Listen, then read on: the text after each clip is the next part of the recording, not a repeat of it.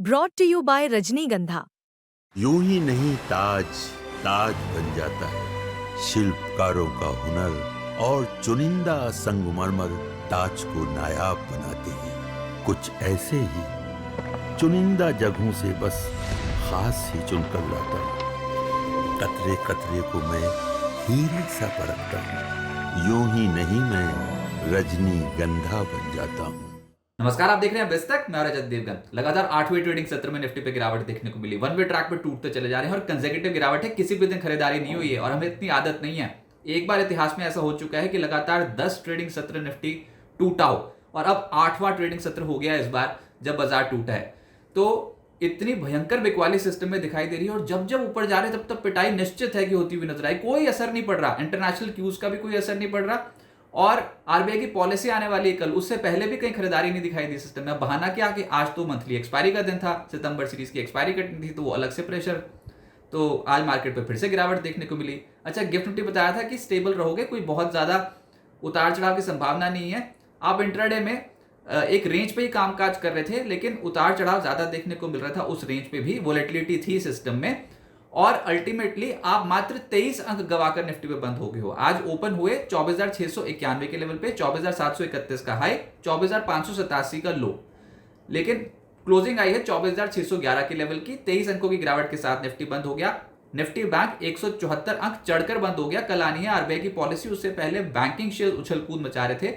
54,635 के लेवल पे Nifty bank बंद हुआ है, लेकिन जो शक्तिशाली इंडेक्स है वो निफ्टी बैंक नहीं है, वो है पीएसयू बैंक इंडेक्स। वहां पर बहुत तगड़ी खरीदारी हो रही है, वो कंप्लीटली आउटशाइन कर गए हैं पीएसयू बैंक्स इस बाजार के मूव को। बाजार में ट्रैप हुए हैं ट्रेडर्स और पिछले कुछ दिनों में आप देखो कंसिस्टेंट जो परफॉर्मर है वो पीएसयू बैंक्स हैं। सेंसेक्स 97 अंकों गिरावट के साथ 80,267 के लेवल पे हुआ है बंद। 28 शेयर निफ्टी के आज चढ़े, 22 गिरे और ब्रॉडर मार्केट्स पे एनएससी में 1,517 शेयर्स चढ़े तो उसके मुकाबले 1,506 शेयर्स गिर गए। तो बटा बटा था मार्केट और ये ऐसे ही रहने वाला है। इंडेक्स तो मैनेज होगा। आज निफ्टी पे जो चढ़ गया वो थे अदानी पोर्ट्स 1.5% ऊपर, अल्ट्राटेक 1.5% से ज्यादा चढ़ गया। इसके अलावा JSW steel, Tata Motors, Hindalco जैसे जो स्टॉक्स हैं ये 1.25% से 1.5% ऊपर रहे। लेकिन लूजर्स में इंडिगो नजर आएगा आपको, ये आज ही निफ्टी में शामिल हुए और ये आज 2% टूटा है। फिर ITC, Bajaj Finserv, Bharti Airtel, Tech Mahindra 1% से 1.25% नीचे आ गए। एफएनओ गेनर्स में नाल्को बहुत तगड़ा मूव है पिछले 2 ट्रेडिंग सेशन में और मेटल्स भी आउट परफॉर्म कर रहे हैं। 2 तबके हैं वैसे मार्केट में अभी, एक है मेटल्स और एक है पीएसयू बैंक्स, दोनों ही आउटशाइन कर गए हैं। नाल्को 5% ऊपर, सम्मान कैपिटल ये पिछले 2 ट्रेडिंग सत्र से बहुत एक्टिव है और आज भी 4% चढ़ा है। फिर bank of India, Indian bank, कतार से पीएसयू बैंक्स तो ताबड़तोड़ खरीदारी जारी है, 3.5%, 4% ये ऊपर। फिर हिंजिंग 3.5% ऊपर रहा आज। एफएनओ लूजर्स में केपीआईटी टेक 9% क्रैश, पतंजलि 3.5% नीचे, बॉम्बे स्टॉक एक्सचेंज 3.25% नीचे, डिक्सन, इंडिगो जैसे स्टॉक्स में आज दबाव रहा। मिड कैप गेनर्स में टाटा इन्वेस्टमेंट का स्टॉक दौड़ गया 18% ऊपर। टाटा कैपिटल का आईपीओ खुल रहा है 6 अक्टूबर से, उससे पहले ये स्टॉक एकदम से लाइमलाइट में है और टाटा इन्वेस्टमेंट का स्टॉक आज बहुत तगड़ा रिटर्न दे गया। फिर जेएनके बैंक 4.5% ऊपर, केईसी 4.5% ऊपर, गोल्डियम इंटरनेशनल 4% ऊपर, 5 स्टार और जीएचसीएल जैसे स्टॉक्स में 4% का मूव आता हुआ नजर आया। मिड कैप लूजर्स में पार इंडिया 6.5% नीचे, जाइडस वेलनेस 6% नीचे, जेएसडब्ल्यू होल्डिंग ये तो लगातार ही टूट रहा है, 5% आज भी टूट गया। फिर नजारा, स्नाइडर और दिलीप बिल्डकॉन 3.5% से 4.25% नीचे। क्या अच्छा क्या बुरा, मिड कैप स्टॉक्स की धुलाई हो रही है। सेक्टर जो बाजार को पसंद आ रहा है उसमें है पीएसयू बैंक्स। आज बैंक ऑफ इंडिया 4% चढ़ गया, सेंट्रल बैंक 3.5% ऊपर, PNB, Indian bank, central bank 3% से 3.25% ऊपर रहे। और मैं बता दूं कल है आरबीआई की पॉलिसी, लेकिन ना आरबीआई ने बहुत सारी चीजें फ्रंट लोड कर दी हैं। ब्याज दरों में कटौती की, रेपो रेट वगैरह में कटौती की आरबीआई ने पिछले कुछ पॉलिसीज में बहुत ही अच्छी तरीके से।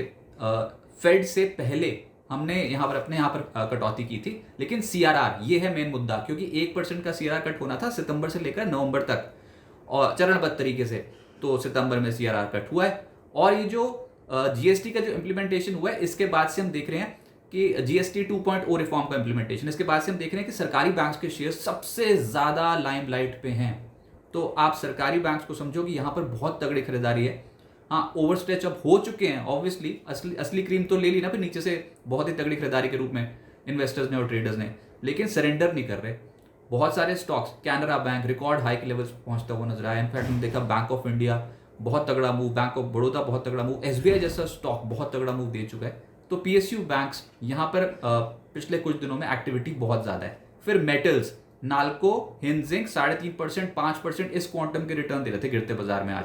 Vedanta, Hind Copper, Steel Authority भी चढ़ गए। एनर्जी स्टॉक्स में Aegis Chemical, MGL, Castrol, BHEL, GSPL, Thermax 1.5% से 3.5% का मूव दे गए। फाइनेंशियल्स बटे बटे थे जो चढ़े हैं, उसमें एसबीआई कार्ड, चोला फाइनेंस, पीएफसी, श्रीराम फाइनेंस 1% से 1.25% ऊपर, लेकिन बॉम्बे स्टॉक एक्सचेंज और बजाज फिनसर्व के स्टॉक्स 1% से 2.5% नीचे आ गए। ऑटोज में हीरो मोटोकॉर्प ये निफ्टी से बाहर चला गया है, अब 3.25% आज ऊपर रहा। फिर सोना, कॉमस्टार, टाटा मोटर्स 1.5% से 2.25% ऊपर है, लेकिन गिरने में मदरसन और भारत फोर्ज आगे रहे। फार्मा में इप्का लैब्स, सिंजीन, सिप्ला ये स्टॉक्स में 1% से 2.25% की तेजी है। मैक्स हेल्थ अब निफ्टी का हिस्सा बन गया, आज 0.1% ऊपर रहा, लेकिन गिरने वालों में मैनकाइंड, ड्यूपिन, इन स्टॉक्स में गिरावट देखने को मिली। रियल एस्टेट में यहाँ तो बोलती बंद है वैसे। सिग्नेचर ग्लोबल, लोथा, डीएलएफ, गोदरेज प्रॉपर्टीज, प्रेस्टीज सब लाल निशान की क्लोजिंग आती हुई नजर आई है। अब आगे क्या होगा देखिए, कल है आरबीआई की मॉनेटरी पॉलिसी, सबसे बड़ी कवरेज तो आप बिस्तक पे देखेंगे। 10 बजे आरबीआई गवर्नर बोलेंगे, देखते हैं वो क्या अनाउंसमेंट करते हैं। एक तो वो लाइव स्ट्रीम हम ओपन कर देंगे, तो बिस्तक के यूट्यूब पेज पे लाइव सेक्शन में आप वो लाइव स्ट्रीम देख सकते हो। देश के किसी भी कोने में हो, इंटरनेशनली कहीं पर भी हो, आप बस ये यूट्यूब पे बिस्तक का चैनल लगाएं, लाइव सेक्शन पे जाएं और आरबीआई गवर्नर जो बोल रहे हैं वो आप सुन लें। 10 बजे 10 से 10:30 वो कमेंट्री करेंगे, उनकी कमेंट्री बेहद अहम है। लेकिन उसके बाद 10:30 बजे के बाद जो डिकोड करना है वो करेंगे हम, और बाजार के जानकार, अर्थशास्त्री हमारे साथ जुड़ेंगे और हम जानने की कोशिश करेंगे कि आरबीआई पॉलिसी में अर्थव्यवस्था के लिहाज से कैसी है और लिक्विडिटी सिचुएशन कैसी है और आपके और हमारे ऊपर क्या असर पड़ रहा है, यानी कि आम जनता के ऊपर क्या असर पड़ रहा है, ये कल बताएंगे आपको। तो स्टे कनेक्टेड। मॉर्निंग शो में तो आप जुड़ ही जाओगे 8:30 को, लेकिन उसके बाद फिर 10 बजे आरबीआई गवर्नर की कमेंट्री और 10:30 बजे उसको डिकोड करना है। तो एक्शन पैक्ड कल दिन रहने वाला है, आप समझ सकते हो। उसको फिर आसान भाषा में समझना है तो प्लीज और प्लीज बिस्तक को आप लॉग इन कर लीजिएगा। निफ्टी में लगातार 8वें सत्र में गिरावट देखने को मिली है, और यही मैं बार बार बोल रहा हूं कि 10 दिन ये अब तक का रिकॉर्ड है कि 10 दिन सबसे ज्यादा आप टूटे थे फरवरी मार्च 2025 के दौरान, 4% के करीब। 3.2% तो इस बार उतरा है वो, 8 कंसेक्यूटिव सेशंस निफ्टी के नीचे हो। अगर 10 दिन से ज्यादा टूट गए तो रिकॉर्ड लगा दोगे फिर, और आप झरने की तरीके से टूट रहे हो। प्रॉब्लम ये है कहीं तो उछाल आता है ना, जिगजैग मूवमेंट जिसे हम बोलते हैं, किसी भी दिन पिछले दिन के हाई के लेवल के ऊपर निकल ही नहीं रहे हो, उसके ऊपर बंद ही नहीं हो रहे हो।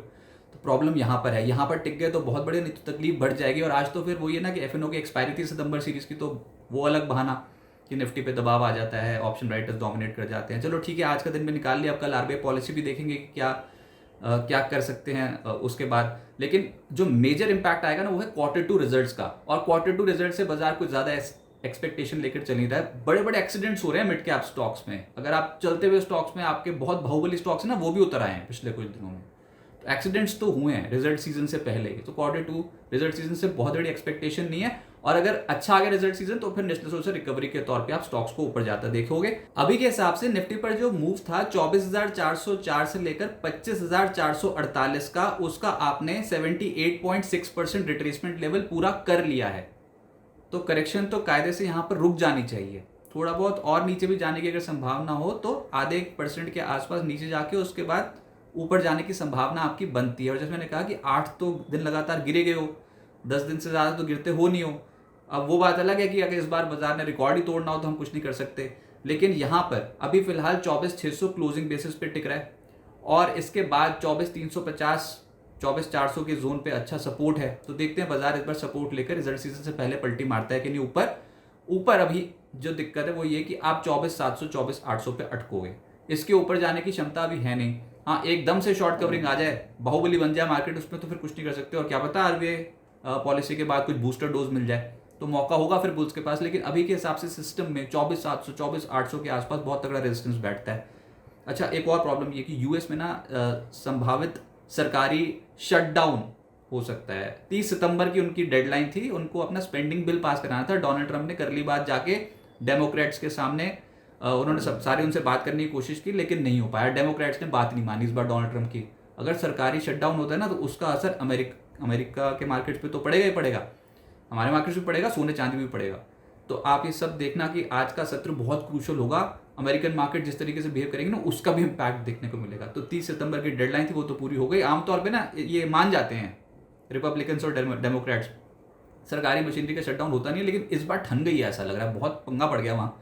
तो देखते हैं वहाँ से क्या अनाउंसमेंट निकल के आती है, लेकिन जो मेजरली हम ट्रैक कर रहे हैं वो आरबीआई की पॉलिसी कल ट्रैक कर रहे हैं और सबसे बड़ी कवरेज सुबह सुबह आप बिस्तक पे देखेंगे। फिलहाल बाजार पे पोजीशन जो थोड़ी लाइट रखिए, रिवर्सल आएगा तो उसके बाद देखेंगे, उसके लिए 24,800 के लेवल के ऊपर जाना जरूरी होगा, नहीं तो जहां पर अभी आप हो वहां पर आप टिक रहे हो 24,600 के लेवल पे, उसके बाद फिर 24,350 24,400 का जोन ये बाजार के लिए इंपॉर्टेंट है।